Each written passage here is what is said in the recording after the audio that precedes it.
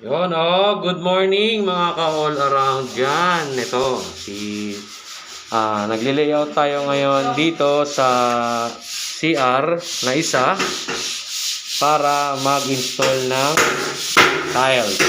So, si Chong nagli-layout. Yan, ginamitan na niya ng laser printer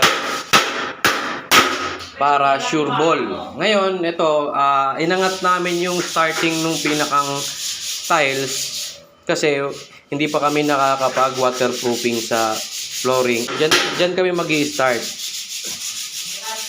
So dito, yan, gumawa muna siya ng pangsalo para mas madaling i-install ang tile.